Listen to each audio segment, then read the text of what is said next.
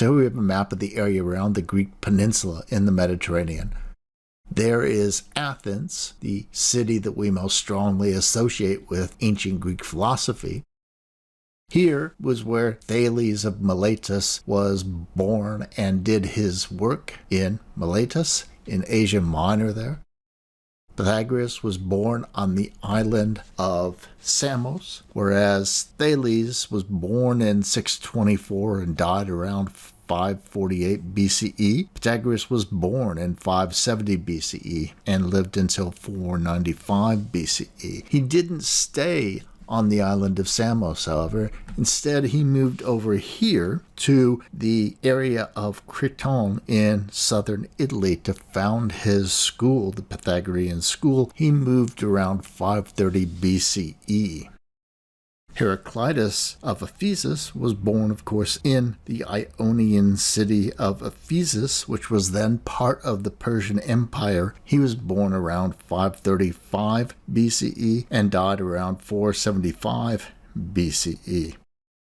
Anaxagoras was born in Clazemene at a time when Asia Minor was under the control of the Persian Empire, around 500 BCE, and he lived and worked there until his death around 428 BCE. Empedocles is the only philosopher who was born in another contemporary country. Empedocles was born in Acragas, which was a Greek city in Sicily. And finally, we have Democritus. Democritus was born in Macedonia, in the city of Abera, Thrace, around 460 BCE, and he died around 370 BCE. So as we see, none of the pre-Socratic philosophers actually was born or spent significant amounts of time in Athens or even anywhere in the Greek peninsula itself. The vast majority of them came from the Ionian side of the strait there in Turkey, or what is called Asia Minor, what was, for most of that period, a part of the Persian Empire. The others were in Italy and Macedonia.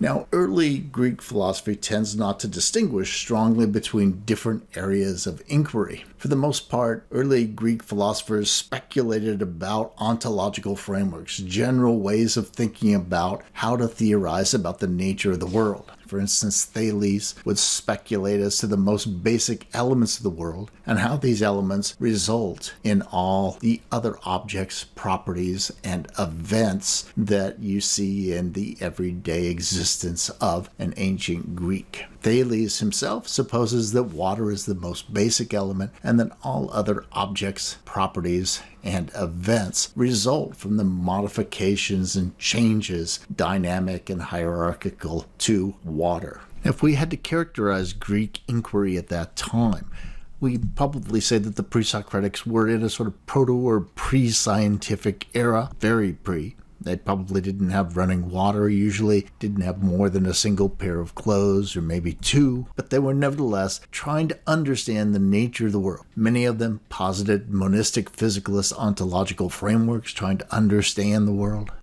Others formulated pluralist physicalist ontological frameworks trying to understand the world. When it comes to the nature of the soul, it has a sort of ambiguous status and an amorphous set of characteristics. Those characteristics get drawn from those distinctions between animate, inanimate, living and non-living, mental and non-mental. Their theorizing about the soul is driven largely by ontological concerns. It's not particularly strongly motivated by seeing the soul as something that's fundamentally different from another physical thing, though there may well have been an element of immortality to the soul surviving after death, as we see with Homer. There is a slow appreciation or accretion of features that start to characterize in the repository of the soul something like the nature and the function of the mind that will set the stage for inquiries and writings with Plato and Aristotle.